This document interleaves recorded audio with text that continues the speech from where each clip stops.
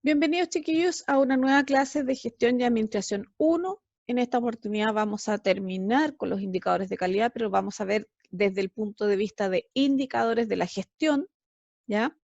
Esta es una clase que yo la he dado varias veces y está bastante más completa de lo que estaba la anterior. Pero básicamente calidad es un concepto multidimensional, por lo que tiene varias acepciones dependiendo del contexto en el que lo vamos a utilizar. La Real Academia de la Lengua Española lo define como una cualidad, una manera de ser, o también dice que es lo mejor de su especie. El término calidad en general se aplica a la existencia de una disciplina, a la perfección de un proceso, a la obtención de buenos resultados con una determinada técnica o un procedimiento. Y en este caso, si hablamos de la calidad de la atención de enfermería, nos vamos a referir a la obtención de buenos resultados por un proceso perfeccionado, ¿no es cierto?, que nos permite atender de manera segura y con una buena satisfacción en nuestro usuario o receptor final. También existe una definición de calidad que se hace a través de las normas ISO, que son normas internacionales de sistemas de gestión de calidad, ¿ya? Esto es de las ISO 9000 y definen que calidad es el grado en el que un conjunto de características inherentes cumple con la necesidad o expectativa establecida, generalmente implícita y obligatoria. La calidad de la atención médica, que es el enfoque médico-administrativo, dice que otorgar atención médica al usuario con oportunidad, competencia profesional, seguridad y respeto a los principios éticos con el propósito de satisfacer sus necesidades de salud y sus expectativas, las de los prestadores de servicios y las de la institución. También dice la OMS en su clasificación internacional para la seguridad del paciente, dice que es el grado en que los servicios de salud prestados a personas y poblaciones aumentan la probabilidad de que se produzcan los efectos buscados en la salud y estos son coherentes con los conocimientos profesionales del momento. Para medir la calidad no es una opción, es una obligación. En la clase anterior veíamos, ¿no es cierto?, cómo se habían definido algunos elementos de la atención de enfermería que eran importantes, vimos por qué eran importantes y ahora tenemos que medirlos. ¿Por qué? Porque la calidad, en el caso chileno, ¿no es cierto?, está comprometida por ley como garantía explícita y también hay una parte que tiene relación con los derechos y deberes de los pacientes, que dice que tienen derecho de una atención con calidad y seguridad. Por lo tanto, yo tengo que estar consciente de lo que se está haciendo, de la forma en que se está haciendo y si esa forma es correcta o es incorrecta o hay que mejorarla. Hay una responsabilidad, ¿no es cierto?, que tenemos como prestadores de salud, ¿no es cierto?, que en términos GES, la calidad implica que el prestador además se haga cargo de las prestaciones que está realizando, cómo las está realizando y las prestaciones que no realiza, pero que debiera realizar. Para poder tener esos datos, ¿no es cierto?, y hacer ese estudio y hacer esa mejora, tenemos que medir la calidad de la atención brindada. ¿Cómo se mide la calidad? La vamos a medir a través de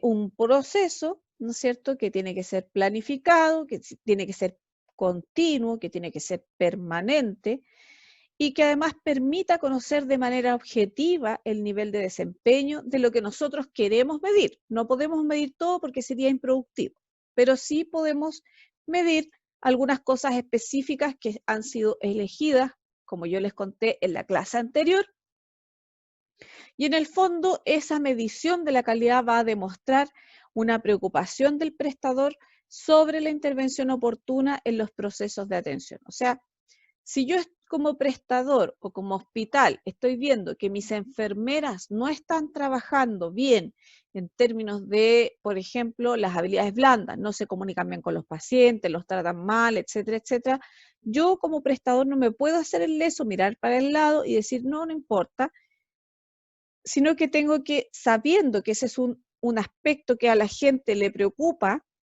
yo tengo que medirlo y si yo lo medí, tengo que trabajar con esos resultados. Por lo tanto, necesitamos una medida objetiva y esa medida objetiva son los indicadores.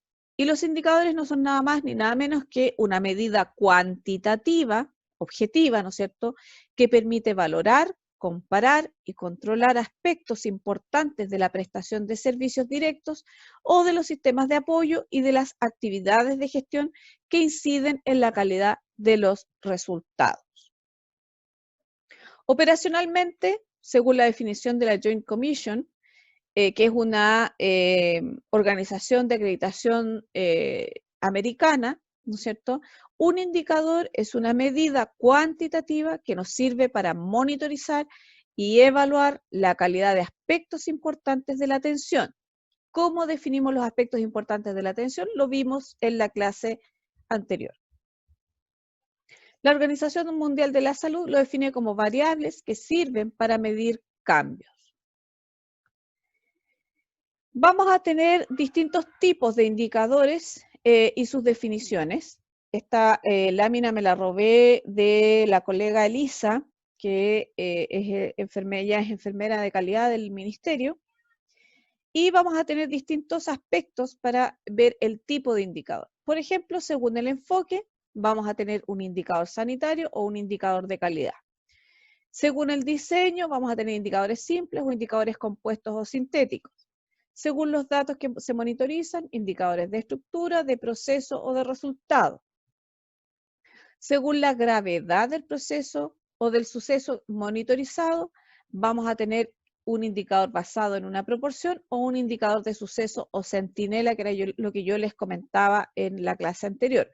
Si es algo que es crítico y que no puede ocurrir, yo tengo que tener un indicador centinela. Según si mide sucesos positivos o negativos, vamos a tener el indicador de suceso centinela, el indicador deseable y el indicador no deseable. Tenemos una amplia gama de indicadores, pero generalmente los que nosotros utilizamos son según los datos que se monitorizan, que son estructura, proceso y resultado. Vamos a ver algo en relación a formulación de indicadores. Yo no pretendo que salgan formulando indicadores peritamente, pero sí que tengan alguna noción en relación a distinguir cuáles son indicadores de proceso, cuáles son indicadores de resultado y de alguna manera que les sirva para entender cómo se mide la calidad de la atención en enfermería. Veamos los pasos para la confección de indicadores. Lo primero que tienen que tener es el nombre. Y el nombre va a reflejar la propiedad que se quiere medir, como por ejemplo el porcentaje de general de ocupación hospitalaria. En segundo lugar, vamos a tener que establecer el objetivo del indicador. ¿Para qué vamos a poner ese indicador? Y debe precisar el propósito de la medición. Por ejemplo, grado de eficiencia en la gestión de camas sensibles, ¿ya? Esto va muy relacionado con lo anterior, de hecho va de la mano, ¿no es cierto? Si yo quiero saber cuánto es el porcentaje de ocupación hospitalaria, quiero saber cuántas de la totalidad de camas hospitalarias está ocupada. Si yo quiero saber la eficiencia en la gestión de camas sensibles, o sea, cómo se están gestionando esas camas, o si hay camas, por ejemplo, que se ocupan por más días, voy a medir el grado de eficiencia en la gestión de camas sensibles. Especificar el tipo de indicador de qué se trata. Vamos a hablar si es de estructura, proceso, resultado, ¿ya? En este ejemplo va a ser un indicador de resultado. Vamos a especificar el atributo que se pretende medir en el indicador, ¿no es cierto? Si es satisfacción, seguridad, efectividad, oportunidad, eficiencia, respeto a los derechos del paciente, y aquí vamos a decir que va a ser de eficiencia. Seleccionar y diseñar la expresión numérica del indicador, proporción, porcentaje, número absoluto, relación o promedio. Siguiendo con el ejemplo, este es un solo ejemplo, vamos a decir el número de camas ocupadas diariamente partido por el total de unidades observadas por 100. Por lo tanto, eso es un porcentaje, una proporción, ¿o qué? Esto es un porcentaje. porque está por 100. Establecer el estándar, valor o rango de lo ideal o aceptable. Yo debiera tener una ocupación del 80%, por ejemplo. ¿Ya? Eso es lo que yo debería esperar como aceptable. Especificar el origen del indicador, de dónde proviene el indicador, si hay una norma, una recomendación, un protocolo, un compromiso de gestión, y en este caso el porcentaje de ocupación de camas hospitalarias corresponde a un compromiso de gestión. Vamos a definir nombres descritos en el indicador y que pueden ocasionar interpretaciones heterogéneas. Por ejemplo, vamos a definir algunos conceptos que tenga el indicador y que de repente puedan llevar a confusión. En este caso vamos a hablar de camas sensables como camas en el servicio de hospitalización para el uso regular de pacientes.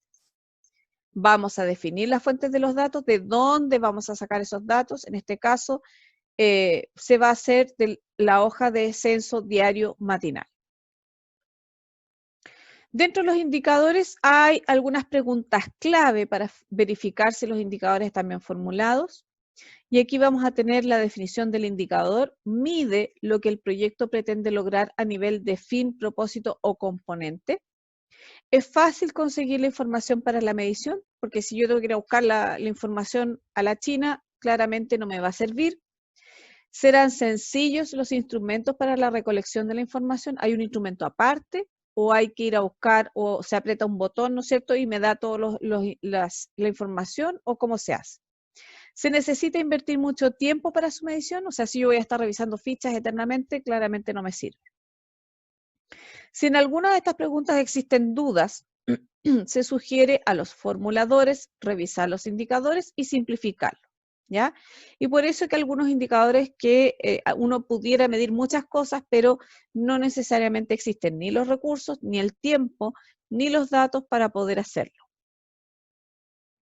En términos de evaluación de un proyecto, y este es un bonus que les voy a dar, en términos de proyectos de mejora de calidad, no es posible mejorar lo que no se controla, no es posible controlar lo que no se mide y no es posible medir lo que no se define. Por lo tanto, tenemos que hacer todas esas cosas antes de llegar a evaluar algo o mejorar algo. Y vamos a tener tres conceptos importantes que son la eficacia, que es la correcta actuación en la satisfacción de necesidades específicas para alcance de objetivos, la eficiencia, que corresponde a la obtención de los mejores resultados en el logro de objetivos por medio de los recursos disponibles y en el menor tiempo y costo, y la efectividad es el beneficio o el impacto obtenido de una acción aplicada bajo condiciones habituales de práctica diaria. Cuando ustedes los leen a primera instancia, yo entiendo que para ustedes las tres cosas son lo mismo. Cuando los lean con mayor calma, con mayor detención, se van a dar cuenta que son tres conceptos similares, pero no son iguales. ¿Cómo se evalúa un proyecto? Los indicadores determinados en el proyecto de mejora, ¿no es cierto?, para esta etapa de evaluación, deben clasificarse para lograr en estructura, proceso o resultado. O sea, un proyecto tiene tres etapas distintas de evaluación para poder medir y poder saber si se está haciendo bien o no. Los indicadores de estructura miden equipamiento, organización interna, permiten reconocer la disponibilidad y organización de los recursos, analizan los recursos, ya sean físicos o materiales, humanos, tecnológicos o financieros. Eso es lo que miden los indicadores de estructura. Los indicadores de proceso, en cambio, se focalizan en cómo la atención está organizada, miden si todos los pasos de un proceso se hicieron correctamente. Todo indicador de proceso está vinculado a un resultado y la estructura que lo sustenta, por lo tanto, son los que van al medio. Y su construcción supone conocer el principio y término de un proceso y todas sus etapas. O sea, usted no puede construir un indicador de proceso si es que no tiene claras cuáles son todas las etapas y en qué tiene que terminar ese proceso para poder medirlo. Los indicadores de resultado miden el final, el producto final. Por lo tanto, van a medir la efectividad de la atención, el grado en que la atención al usuario produjo el efecto deseado. Generalmente estos son satisfacción o si se mejora o no se mejora, etcétera, etcétera. Pueden reflejar aspectos deseados o adversos y estos últimos son más fáciles de medir e identificar. Eso es en relación a lo que es construcción de indicadores. Nuevamente, si tienen dudas o comentarios, a mi correo que es daniela.rafo@upb.cl y lo dejamos hasta aquí. Con esto tenemos material suficiente para la prueba.